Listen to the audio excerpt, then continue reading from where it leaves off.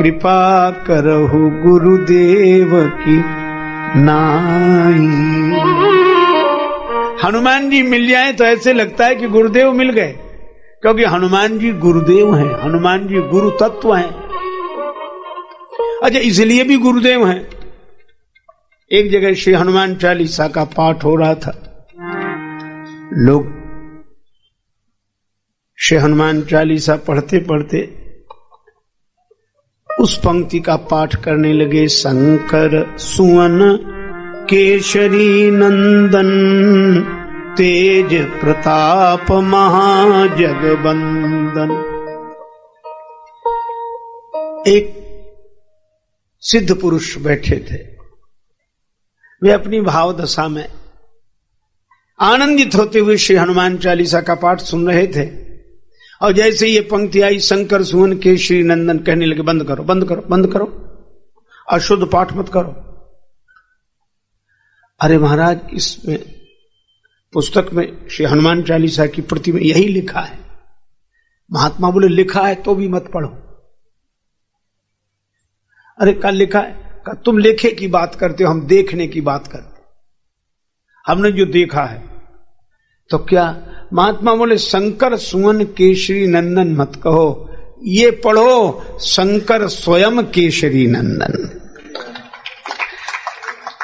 शंकर जी ही श्री हनुमान जी के रूप में प्रगटे श्री काशीश कीश बने राम भगति के काज। श्री शंकर जी हनुमान जी के रूप में आए। अच्छा, शंकर जी कौन?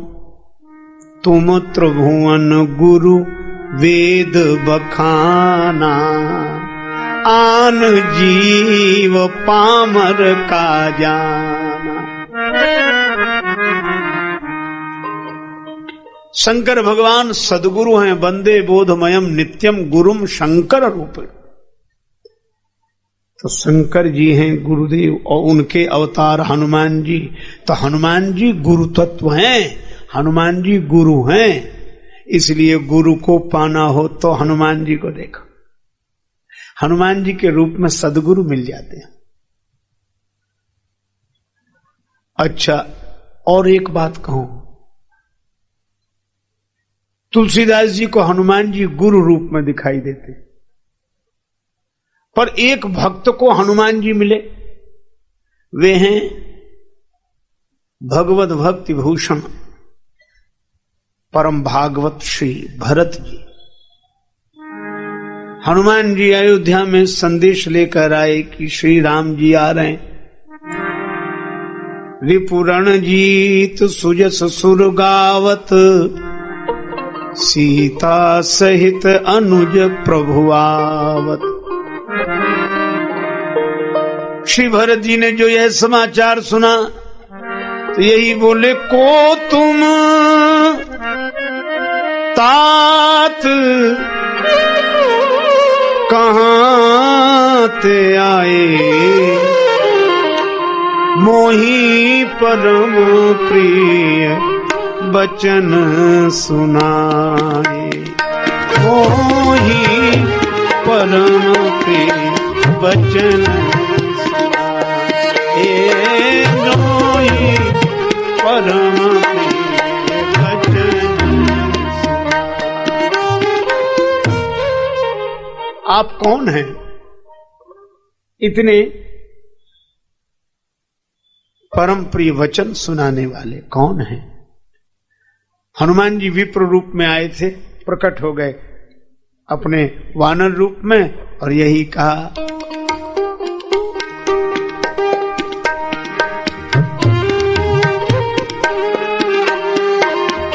मारुत सुत में कपि हनुमाना, मारुत सुत में कपि हनुमाना, नाम मोर सुनु कृपा निधाना, नाम मोर कृपा निधाना, नाम मोर सुनु।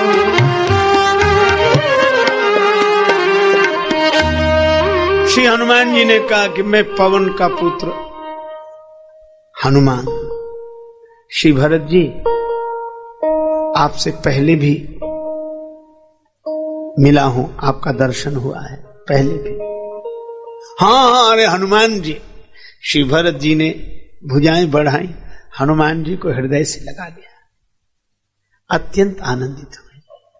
और मिलकर जब अलग हुए तो श्री भरत जी ने श्री हनुमान जी से कहा, क्या आप सचमुच हनुमान हो? हनुमान जी ने कहा, सचमुच के हनुमान कैसे होते हैं, हम तो हैं वही हनुमान ही हैं। भरत जी अत्यंत भाव भरी दशा में कहते हैं कि यह तो मैं भी समझ रहा हूं कि आप हनुमान हो, हमारे नेत्र कहते हैं कि आप हनुमान हो, बुद्धि कहती है कि आप हनुमान हो, बुद्धि कहती है कि आप हनुमान हो, नेत्र कहते हैं कि आप हनुमान हो, लेकिन जब आपको हृदय से लगाता हूं तो हृदय कुछ और बोलने लगता है। का हृदय क्या बोलता है? श्री भरत जी कहते हैं, जब आपको हृदय से लगाता हूं तो ऐसे लगता है, कपि तव दरस सकल दुख बीते, मिले आज मोहि राम प्रीते। आंखों से देखने पर हनुमान दिखते हो, बुद्धि कहती है कि आप हनुमान हो, लेकिन जब हृदय से लगाता हूं तो ऐसे लगता है कि हनुमान जी से नहीं राम जी से मिल रहा हूं। तो कहीं आप राम जी तो नहीं है, इस रूप में आ गए। हनुमान जी के आंसू बरसने लगे। राम जी के मिलन का अनुभव क्यों हो रहा है? क्योंकि जासु हृदय आगार, बस ही राम सर चाप धर, तो राम जासु हृदय आगार।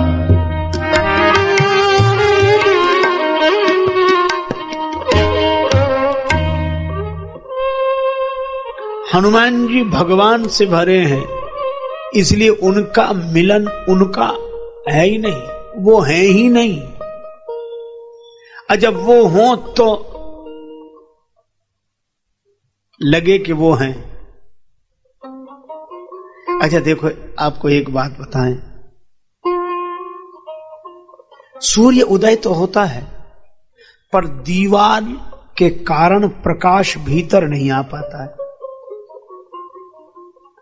जैसी प्रकाश बाहर भीतर आना चाहता है दीवाल। अच्छा, अगर दीवाल की जगह द्वार हो तब तो प्रकाश को आने में कोई कठिनाई नहीं, द्वार से तो प्रकाश पहुंच जाता है, दीवार से नहीं पहुंचता। और दीवार और द्वार में अधिक अंतर नहीं है। द्वार में कुछ लगा दो तो द्वार ही दीवार है, और दीवार में से कुछ हटा दो तो दीवार ही द्वार है। द्वार में कुछ लगा दो तो द्वार ही दीवार है, और दीवार में से कुछ हटा दो तो दीवार ही द्वार है। इसी तरह जिनके जीवन में द्वार और दीवार का अंतर स्पष्ट हो गया, अर्थात जिनकी जिंदगी की दीवार में से अहंकार का कुछ हट गया, तो ये जिंदगी दीवार नहीं द्वार बन जाती।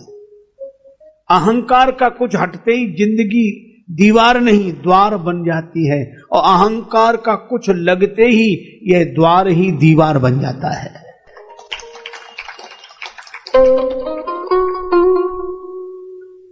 हनुमान जी में अहंकार का कुछ नहीं है, इसलिए उनका जीवन द्वार है।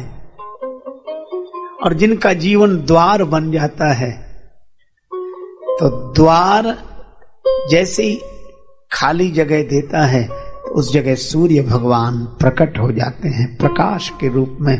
इसी तरह अहंकार का कुछ हटते ही परमात्मा प्रकट हो जाते हैं उसके जीवन में। तो हनुमान जी का मिलना तो भगवान का मिलना है। भरत जी को भी लगता है यही, और श्री विभीषण जी को भी लगा कि तुम राम दीन अनुरागी, निराकार की आरसी श्री सदगुरु की देह है। सदगुरु का जो स्वरूप है वो दर्पण है, और दर्पण में उसका कोई अपना चेहरा नहीं होता, इसलिए सबके चेहरे उसमें दिखते हैं। निराकार की आरसी श्री सदगुरु की देह है, और लखा जो चाहे अलख को सो इनमें लख ले। अलख भी जिनमें लखा जाता है वह हनुमान जी में ऐसी उनकी चरित्र की पवित्रता ऊंचाई है कि वो है ही नहीं। मैं न बंदा था न खुदा था, श्री स्वामी रामतीर्थ जी महाराज कहते हैं, मैं न बंदा था न खुदा था, मुझे मालूम न था, दोनों इल्लत से जुदा था, मुझे मालूम न था, और वजह मालूम हुई तुझसे न मिलने की है सनम, मैं ही खुद पर्दा बना था, मुझे मालूम न था। ये और सचमुच हनुमान जी वो हैं, पर्दा हट गया है, भगवान उनमें से। अच्छा, तीसरी बात हमने कही कि हनुमान जी भक्ति। भरत जी ने इस रूप में हनुमान जी को देखा, और विभीषण जी क्या कहते हैं कि तुम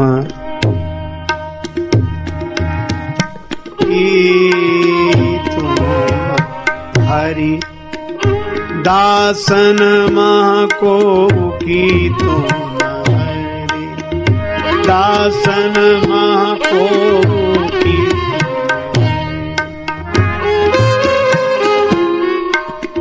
मोरे हृदय प्रीति अति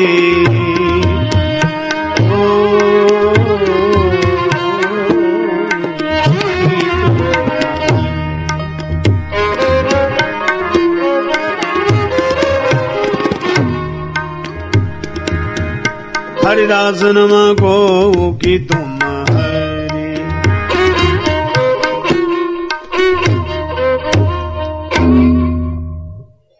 श्री हनुमान जी को देखकर विभीषण जी के मन में प्रेम उमड़ रहा, ये भक्ति। तो ये प्रेम क्यों उमड़ रहा है? क्योंकि हनुमान जी के पास भक्ति प्रमाण राम रसायन तुम्हारे पासा।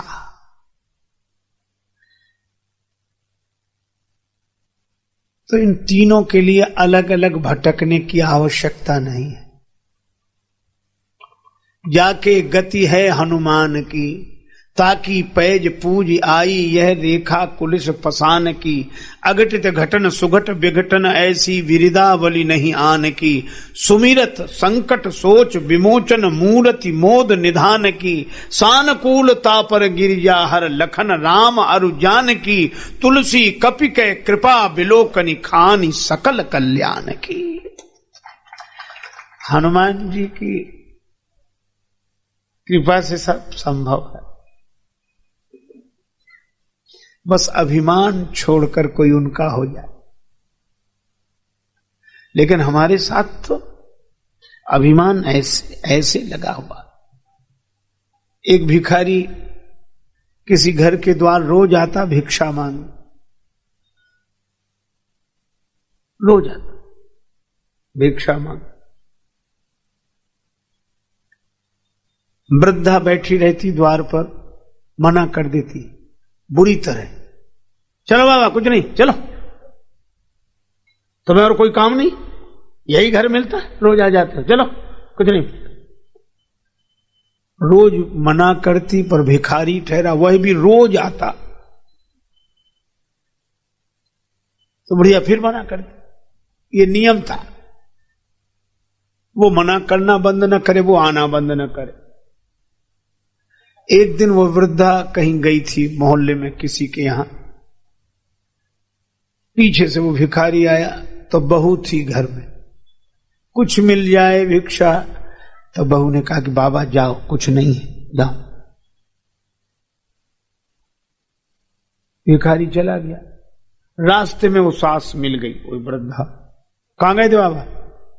तुम्हारे यहां गए थे, कुछ मिला ना? क्यों? बहू ने मना कर दिया। बहू ने मना किया? बहू कौन होती मना करने वाली?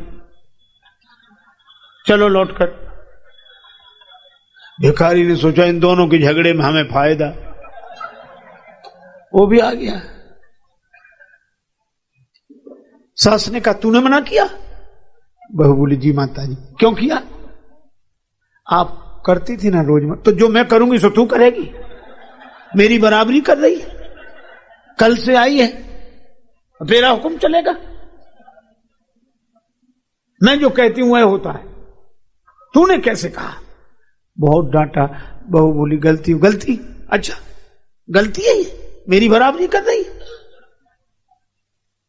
अपराध है, बहुत बड़ा अपराध।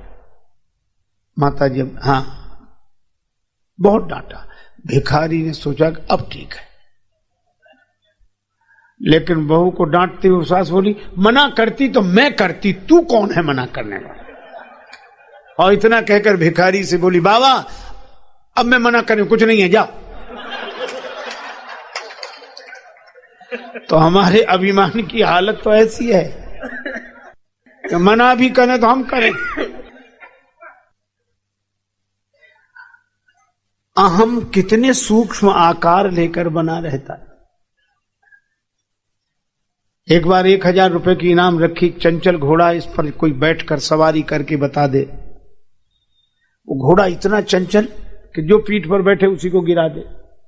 एक आदमी बोला मैं इनाम जीतूंगा, 1000 रुपए में बैठूंगा। बैठा, घोड़े पर बैठा, घोड़े ने छलांग लगाई, एक बार में एक हाथ आगे खिसक गया, दूसरी बार में यहां सिर तक, तीसरी बार में गिर गया। लोगों ने कहा हार गया हार गया। बोला कौन? उठकर खड़ा, बोल कौन कहता हार गया? जीत गया हूं, 1000 रुपए दो। बोले कहा कि धूल तो झड़ाओ, नीचे गिर गए। कहा हम नीचे गिरे ही नहीं। कहा क्यों नहीं गिरे? सबके सामने गिरे। बोले सब कहते रहे, हम माने तब तो, हम गिरे ही नहीं। गिरे नहीं तो फिर घटना क्या घटी? उसने कहा हम तो प्रगतिवादी हैं। घोड़े ने छलांग लगाई, एक हाथ आगे बढ़ गए, दूसरी छलांग में सिर तक आ गए, और तीसरी छलांग में गिरे नहीं, हम तो आगे बढ़ रहे थे। अब घोड़ा ही खत्म हो जाए तो हम क्या करें? कुछ लोग ऐसे भी गिरने को भी गिरना नहीं मानते, दुर्गति को भी प्रगति। हम तो आगे बढ़ रहे थे। एक आदमी रास्ते से जा रहा था, दूसरा आदमी छत पर टहल रहा था, पान खाए हुए था, बिना सोचे समझे पान की पीक नीचे चला दी, और राहगीर बेचारा टोपी लगाए, उसके सिर पे गिरी।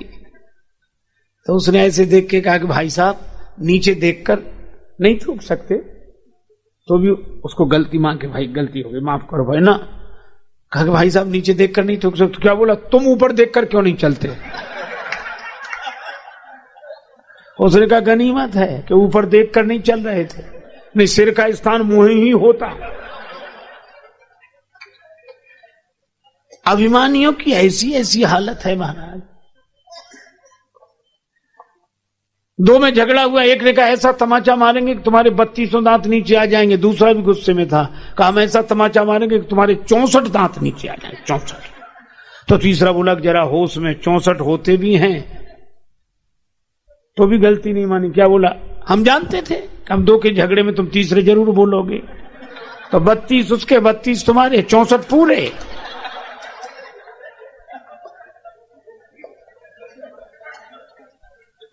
इसलिए भाई हमारी तो यह दशा है। पर हनुमान जी पीछे रहे तो भी कुछ नहीं, आगे रहे तो भी कुछ। पीछे रहे तो गिलानी नहीं, आगे रहे तो अभिमान नहीं। लंका में वंदन हुआ, लंकनी ने वंदन किया, तात मोरी अति पुण्य बहुता, देखियो नयन राम कर दो। वंदन हुआ तो भी कोई फर्क नहीं पड़ा, और दूसरे दिन बंधन में बंध गए तो भी कोई फर्क नहीं। मोह न कछु बांधे कई लाजा, कीन चाहो निज प्रभु कर काजा। न ग्लानि है न गुमान है, ऐसे जिसमें न ग्लानि हो न गुमान हो, ऐसे श्री हनुमान है। अब हनुमान जी को इन तीनों रूपों में देखना चाहिए। अब गुरु रूप में अगर देखें तो वानरों के साथ हनुमान जी जा रहे हैं और वानर सीता जी को खोजने जा रहे हैं, जंगल में भटक गए। भगवान शंकराचार्य कहते हैं कि महान गंभीर गहन वन जंगल क्या है? वे कहते हैं शब्द जालम महारण्यम चित्त भ्रमण कारणम। ये शब्द जाल बहुत बड़ा जंगल है, चित्त को भ्रमित करने का कारण है शब्द।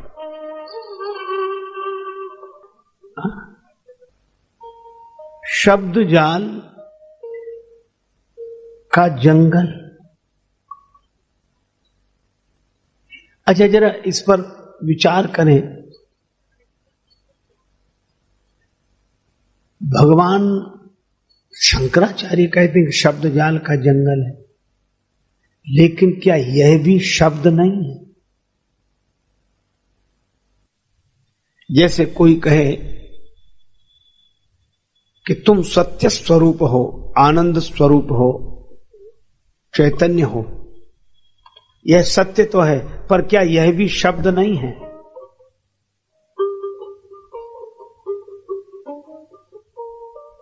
तो क्या तो शब्द भटकाता है या शब्द सत्य तक पहुंचाता है? पर भगवान शंकराचार्य कहते हैं कि जंगल है, भटका देता है। चलो, इसको आप ऐसे विचार करो कि शब्द बहुत जरूरी है, लेकिन असावधानी हुई तो जो शब्द सत्य तक पहुंचाता है, असावधानी होने पर वही पूरी तरह भटका देता है। कैसे? ऐसे समझो कि जैसे हम लोग दुनिया भर देखना चाहें तो देखते ही हैं, भगवान ने आंखें दी हैं, अकल दी है, देख लेते हैं। लेकिन अगर अपना चेहरा देखना हो तो दर्पण की जरूरत है कि नहीं? तो दर्पण के बिना चेहरे का ज्ञान होगा? नहीं होगा। तो दर्पण चेहरे तक पहुंचाता है कि भटकाता है? चेहरे तक पहुंचाता है।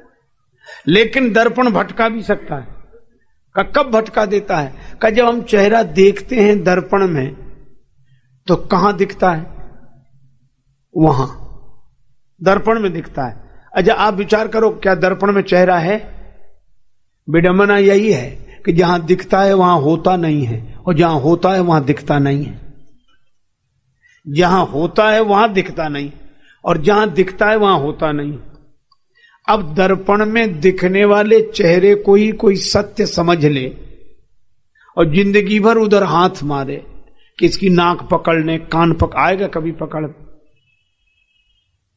और कभी सोचे कि हो सकता है कि हम भोजन करके पकड़ रहे हैं, इसलिए फलाहार करें तो शायद आ जाए, व्रत करने से आ जाए। कितनी भी साधना की जाए पकड़ में नहीं आएगा, और दिखेगा वहीं जहां पकड़ में नहीं आएगा। तो करें क्या? अगर दर्पण में दिखने वाले चेहरे को ही सत्य समझ लिया तो दर्पण ने आपको पहुंचाया नहीं, भटका दिया। लेकिन दर्पण में दिखने वाले चेहरे की ओर हाथ न बढ़ाकर, जिधर दिख रहा है उधर हाथ न बढ़ाएं, जिधर से दिख रहा है उधर हाथ लौटाएं। तो उधर दिखने वाली नाक उधर हाथ बढ़ाने से पकड़ में नहीं आती, इधर लौटाने से जब इसे पकड़ते हैं तो उधर वाली अपने आप पकड़ में आ जाती है। तो देखना उधर पड़ता है, पाना इधर होता है। इसी तरह सत्य का चेहरा शब्द के दर्पण में दिखाई देता है, लेकिन सत्य शब्द में नहीं होता है, सत्य शब्दातीत होता है। इसलिए देखो शब्द में, पाओ कहीं और। भगवान श्री राम कृष्ण देव कितना सुंदर उदाहरण देते हैं कि पंचांग बिल्कुल सही सूचना देता है कि इतने समय इस दिन इतना पानी बरसेगा। बिल्कुल सही सूचना, पंचांग देखकर बताया कि इस समय तो वर्षा का योग है, सही सूचना। पर वे कहते हैं कि पूरे पंचांग को निचोड़ डालो, एक बूंद भी पानी नहीं गिरेगा उससे। अच्छा, अगर आज का उदाहरण देखें, रेलवे टाइम टेबल, कई बार यही लोग आपको रुको नहीं बता दो, इस समय ये गाड़ी है, इस समय ये गाड़ी है, सभी गाड़ियां हैं उसमें, सभी रेलगाड़ियां हैं, लेकिन सभी होने के बाद भी एक भी हो सकती है उसमें, इतनी सी किताब में रेलगाड़ी। अब कोई रेलवे टाइम टेबल में लिखी रेलगाड़ी को ही सत्य समझ ले तो कहीं पहुंचेगा? कहीं नहीं पहुंचेगा। लेकिन दूसरी बात भी है, दूसरी बात यह है कि अगर रेलगाड़ी में लिखी हुई रेलगाड़ियों को असत्य समझ ले तो भी क्या कहीं पहुंचेगा? तब बड़ी विचित्रता है। उसमें लिखी हुई रेलगाड़ी को सत्य भी समझना है और सत्य नहीं भी समझना है, क्योंकि उसमें लिखा बिल्कुल सत्य है पर वहां मिलेगा नहीं। इसी तरह कुछ लोग हैं जो ग्रंथों का विरोध करने लगते हैं, निंदा करने लगते हैं, और कुछ लोग हैं जो ग्रंथों के शब्द और अक्षर को बस ऐसा पकड़ लेते कि बस शास्त्र, और शास्त्र को ही शस्त्र बना के प्रहार करते रहते। दो ही तरह के लोग होते हैं, कुछ लोगों के हाथ में शस्त्र होता है, कुछ लोगों के हाथ में शास्त्र। और शस्त्र का अगर अभिमान आ जाए तो वे लोग भी समाज को कम नहीं सताते, और शास्त्र का अगर अभिमान आ जाए तो वे लोग भी समाज को कम नहीं सताते। इसलिए भाई शास्त्र तो ऐसे समझो जैसे पंचांग, शास्त्र तो ऐसे समझो जैसे रेलवे टाइम टेबल। ये बात सही है कि पुस्तक, उसका नाम है पुस्तक, उस तक नहीं पहुंचाती। ये केवल पुस्तक है, अंग्रेजी बोलते पुश करो। ये पुस्तक मतलब उस दिशा में धक्का देने के लिए है। लेकिन फिर वही बात कहें, उस तक भले ही न पहुंचाए, लेकिन पुस्तक के बिना कोई उस तक पहुंचा भी नहीं है आज तक। रेलवे टाइम टेबल में देखे बिना कोई सही रेलगाड़ी तक पहुंचा भी नहीं है। लेकिन अगर कोई रेलवे टाइम टेबल में लिखी हुई रेल को ही सत्य समझे, या भगवान श्री रामकृष्ण देव के दिए हुए उदाहरण के अनुसार पंचांग में पानी की सूचना पाकर कोई पंचांग से ही पानी पाकर प्यास बुझाना चाहे, बस यही होती है कठिनाई। शब्द के दर्पण में सत्य का चेहरा देखना चाहिए, लेकिन शब्द में दिखने वाले सत्य को ही सत्य न समझें, देखें वहां और पाएं यहां।